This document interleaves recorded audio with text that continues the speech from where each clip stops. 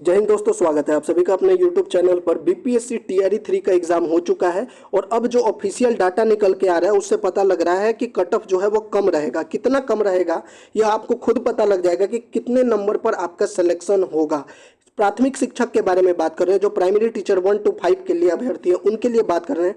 इससे सभी वर्गों को होगा फायदा और साथ ही आपको एग्ज़ाम हो चुका है लेकिन एक चीज़ करना अभी बाकी रह गया है। अगर आप ऐसा करते हैं तो आपके सिलेक्शन के चांसेस जो है और बढ़ जाएंगे। फाइनल कट ऑफ जो है वह क्या रहने वाला है इस पर भी बात करेंगे। और सबसे इम्पोर्टेंट जो है इसमें सबसे अच्छा जो है जनरल कैटेगरी के लिए सबसे ज़्यादा फायदा जनरल कैटेगरी को होने वाला है और कितने नंबर वालों को डीवी के लिए तैयार रहना है इस पर भी बात करेंगे। साथ ही अगर आपके मन में कोई भी प्रश्न होगा तो आप बेझिझक कमेंट बॉक्स में पूछिए। आपने जितनी भी वीडियोज़ हमारी देखी होगी हम आपके कमेंट में जितने भी प्रश्न हैं उनका जवाब जरूर देते हैं। तो आपका जो भी सवाल होगा आप कमेंट बॉक्स में पूछ सकते हैं। लेकिन अगर पहली बार हमारे चैनल पर आए हैं जल्दी से चैनल को सब्सक्राइब कर दीजिए। तो चलिए वीडियो को शुरू करते हैं। सबसे पहले मैं आपको ये डाटा दिखाता हूँ जिसके बाद आपको पता लग जाएगा कि कट ऑफ कितना रहने वाला है। जब एग्ज़ाम नहीं हुआ था तो आपको पता है वैकेंसी तो सेम है, टोटल वैकेंसी 28,026 है। एप्लीकेशन कितना आवेदन हुआ था तो आवेदन हुआ था 1,60,644 और एक सीट पर कितने लोग फाइट कर रहे थे? 6 लोग फाइट कर रहे थे। लेकिन जब एग्ज़ाम हो गया, आफ्टर एग्ज़ाम क्या हुआ? वैकेंसी तो सेम है लेकिन कैंडिडेट जो है अपीयर कितने हुए? आवेदन जो किया था 1,60,000 लेकिन एग्ज़ाम देने के लिए सिर्फ 1,16,188 लोग ही पहुँचे। लगभग 44,000 लोग एग्ज़ाम देने किसी कारणवश से नहीं आए। तो इससे जो है एक सीट पर कितने लोग अब फाइट कर रहे हैं? 4। पहले कितने लोग? 6 लोग एक सीट पर, तो अब कितने कर रहे हैं? एक सीट पर 4। तो ये भी बहुत बड़ा फैक्टर है कट ऑफ को नीचे ले जाने में। सिर्फ यही नहीं, और भी मैं आपको एक और पॉइंट दिखाता हूँ। 1 कैंडिडेट 1 रिजल्ट, जो मैंने कहा कि अभी एक चीज़ करना बाकी है। आपका एग्ज़ाम हो चुका है, एग्ज़ाम हो गया, आपने जैसा एग्ज़ाम दिया होगा वैसा रिजल्ट आएगा। लेकिन बहुत से लोगों ने देखा होगा टीआरई 1 टीआरई 2 में बहुत अच्छा एग्ज़ाम होने के बाद भी 1-2 नंबर से रह गए या फिर डेट ऑफ बर्थ की वजह से रह गए। वह क्यों रह गए? क्योंकि एक सीट पर कई रिजल्ट दे दिया गया। अब प्रश्न यह उठता है, जब 6 to 8 में अपर प्राइमरी टीचर में 19,000 वैकेंसी है, एप्लीकेशन है 2,13,937, अपीयर हुए हैं लगभग 1,60,000। इनमें से बहुत शिक्षक अभ्यर्थी ऐसे हैं जो प्राइमरी के लिए अप्लाई किए हैं और अगर हम ओल्ड डाटा निकाल कर देखें तो मान के चलिए लगभग 5,000 ऐसे अभ्यर्थी होंगे जिनका रिजल्ट जो है 6 to 8 और प्राइमरी टीचर दोनों में ही आ जाएगा। अब मान लीजिए उनका 6 to 8 में भी हो गया और 1 to 5 में भी है। मान लीजिए 4,000 या 5,000 जितने भी लोग हो गए जिनका दोनों में सिलेक्शन हो गया और वो ज्वाइन तो एक ही में करेंगे 6 to 8 में, तो 1 to 5 का जो ये 5,000 सीट जो है वो तो खाली रह जाएगा। तो ऐसे 5,000 लोग तो बच जाएंगे जिनका जो है सिलेक्शन नहीं हुआ है। क्यों? क्योंकि एक सीट पर 2 रिजल्ट दे दिया गया या 3 रिजल्ट हो गया, हो सकता है उनका हायर में हो गया हो।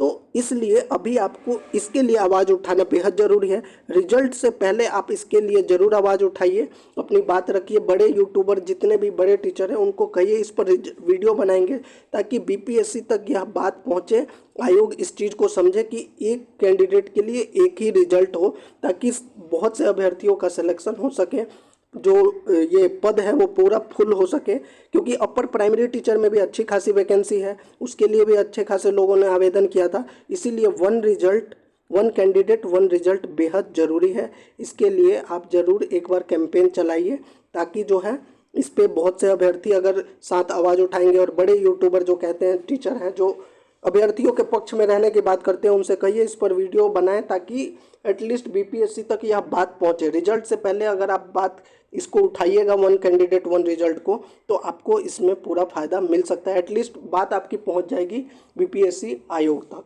दूसरी बात, इसमें मैंने कहा था, एक और इम्पोर्टेंट बात बताया था मैंने, जनरल कैटेगरी के लिए जो फ़ायदा होते हुए दिख रहा है वो क्या है मैं आपको बता देता हूँ। तो अब बात करते हैं कि जनरल कैटेगरी के लिए जो मैं कह रहा था कि सबसे ज़्यादा फ़ायदा जनरल कैटेगरी के लिए होगा। देखिए टोटल कैंडिडेट अपीयर कितने हुए हैं एग्ज़ाम में? 1,16,188। अप्लाई कितने किए थे? 1,60,000, यानी 44,000 जो अभ्यर्थी हैं उन्होंने एग्ज़ाम में पार्टिसिपेट नहीं किया। कैंडिडेट फ्रॉम बिहार, अब देखिए 1,16,000 जो अपीयर हुए हैं उसमें से बताया जा रहा है लगभग 68,000 अभ्यर्थी जो थे वो बिहार से थे। बाकी जो बच गए 32 और 16 48,000 वो कहाँ से थे, आउटसाइडर थे, आउटसाइड अदर स्टेट से 48,000 जो है वो एग्ज़ाम के लिए उपस्थित हुए हैं। लेकिन जब यह वैकेंसी निकली थी और एप्लीकेशन भरा गया था तब बताया गया था कि प्राइमरी टीचर में लगभग 80,000 के आसपास जो है अदर स्टेट से कैंडिडेट हैं। तो अब अदर स्टेट से कितने हैं, 48,000 अपीयर हुए। आपको पता होगा अदर स्टेट से चाहे किसी भी कैटेगरी के हों, उनका जो है कट ऑफ जो है वो किस में बनेगा, जनरल कैटेगरी में। अगर वह मेल हैं तो उनका मेल जनरल में बनेगा, फीमेल हैं तो फीमेल जनरल में बनेगा।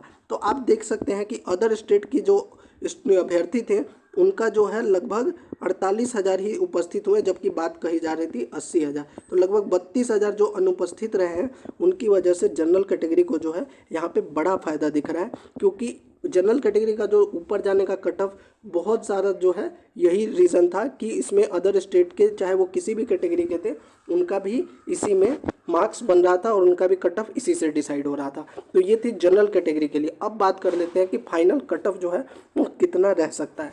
सबसे पहले बात कर लेते हैं मेल और इधर कर लेते हैं फीमेल की। जनरल के लिए बात करेंगे कि जनरल का जो है एक्सपेक्टेड कट ऑफ जो है वह कितना रह सकता है। इन सभी चीज़ों को ध्यान रखने के बाद देखिए, जनरल मेल में जहाँ तक बात करें 77 से 80, फीमेल की अगर बात करें तो जनरल फीमेल 73 से 75। वहीं अगर EWS मेल की बात करें तो इनका कट ऑफ जो है 72 से 74 तक, और EWS में अगर फीमेल की बात करें 66 टू 69 तक। इतने के बीच में अगर आपका मार्क्स आ रहे हैं, 1-2 नंबर ऊपर नीचे हो जाए तो हो जाए, वरना जो भी एनालिसिस है या सभी चीज़ों को देखने के बाद इससे ज़्यादा कट ऑफ नहीं जाएगा। वहीं अगर और बात करें, अगर हम बात करें EBC और EBC में मेल और फीमेल की, तो EBC में 67 टू 69। वहीं EBC फीमेल की बात करें तो इसमें आपका 63 टू 65। वहीं BC मेल की बात करें 71 टू 73। वहीं फीमेल की बात करें 65 टू 68 रहने की संभावना है। वहीं अगर SC मेल और फीमेल की बात करें तो देखिए SC, ST और PH तीनों की बात कर लेते हैं। SC मेल की बात करें तो 65 टू 67, और अगर फीमेल की बात करें तो 59 टू 61। वहीं ST मेल की बात करें 63 टू 65, और फीमेल की बात करें 55 टू 58। वहीं PH में मेल कैटेगरी की बात करें 60 टू 62, और फीमेल की अगर बात करें 55 टू 57। तो ये हमारा एक्सपेक्टेड जो है कट ऑफ है वह इन सभी चीज़ों को ध्यान में रखने के बाद हमने यह बनाया है। साथ ही हमने पोल भी करवाया था जिसमें कि हमने देखा ज़्यादातर लोग जो बता रहे हैं वो इसी के अनुरूप जो है कट ऑफ रहने वाला है। वहीं अगर हम आपके आंसर की के बारे में बात करें कि आपका आंसर की कब तक आने की उम्मीद है, तो फर्स्ट वीक ऑफ अगस्त। साथ ही एक आवश्यक सूचना और भी आपको दे दे, आपका जो रिजल्ट बताया जा रहा है वो मिड अगस्त में रिजल्ट की बात की जा रही है, लेकिन रिजल्ट जो है वो सबसे ज़्यादा डिपेंड कर रहा है रिजर्वेशन पर। जो रिजर्वेशन का केस चल रहा है सुप्रीम कोर्ट पर, उसके बाद ही जो है या केस के बाद ही जो है रिजल्ट दिया जाएगा। यह चेयरमैन जो BPSC के चेयरमैन हैं उन्होंने भी अपने प्रेस कॉन्फ्रेंस में यही कहा है कि इसके बाद ही रिजल्ट घोषित किया जाएगा। तो इस पर भी ये रिजल्ट जो है वो डिपेंड कर रहा है। ये थी आज की वीडियो। अगर आपके मन में अभी भी कुछ प्रश्न है तो आप कमेंट बॉक्स में ज़रूर पूछिएगा। जय हिंद।